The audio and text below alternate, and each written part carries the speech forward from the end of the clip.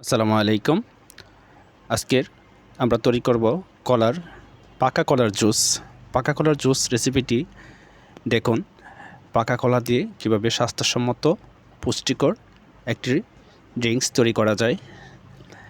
এখানে আমরা প্রথমে 3টি পাকা কলা নিয়েছি।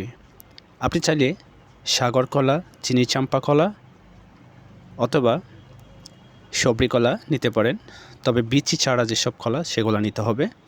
আমরা এখানে 3টি কলা প্রথমে স্লাইস করে ছোট ছোট টুকরা করে কেটে নিচ্ছি। কলার অনেক স্বাস্থ্য উপকারিতা রয়েছে। এটি সহজলভ্য, খুব সহজে পাওয়া যায়। এটি আপনার ইমিউনিটি সিস্টেমকে বাড়ায় এবং রোগ প্রতিরোধ ক্ষমতা বৃদ্ধি করে। এই পাকা কলার জুসটি তৈরি করা অত্যন্ত সহজ। আপনি যে কোনো সময় হাতের নাগালে পাকা কলা থাকলেই আপনি এই জুসটি তৈরি করতে পারেন। এটি গরমে অনেক আরামদায়ক, সুস্বাস্থ্যকর একটি পানীয় হয়। আমরা 3টি কলাকেই স্লাইস করে কেটে নিয়েছি।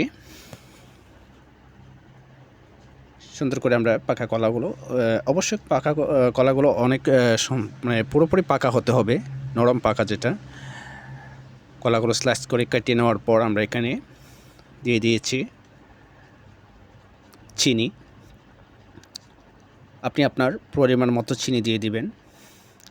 চিনিগুলো মিশিয়ে আমরা এখানে ঘন তরল দুধ দিয়েছি হাফ কাপ, দিয়েছি 2 চামচের মতো দই, টক দই অথবা মিষ্টি দই আপনি যেটা ইউজ করেন। দই দেওয়ার পর আমরা এখানে দিয়েছি গুঁড়ো দুধ, পাউডার দুধ। সবগুলো মিশ্রণ আমরা এখন ব্লেন্ডার জারে ব্লেন্ড করে নেব। আমরা এখানে 1 গ্লাস পানিও অ্যাড করেছি, হাফ গ্লাসের মতো অ্যাড করেছি। অ্যাড করার পর আমরা এটা ব্লেন্ড করে নিলাম। আমাদের জুসটা কিন্তু অলরেডি হয়ে গেছে। অত্যন্ত স্বাদের, অত্যন্ত উপকারী একটি জুস। এটি গরমে অনেক আরাম এনে দেবে, আপনার প্রশান্তি এনে দেবে। আমাদের জুসটি রেডি, এখন শুধু সার্ভ করব।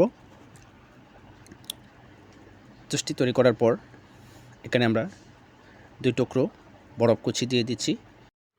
এরপর পুদিনা পাতা দিয়ে সাজিয়ে আমাদের শরবতটি রেডি। সবাই ভালো থাকবেন। আল্লাহ হাফেজ।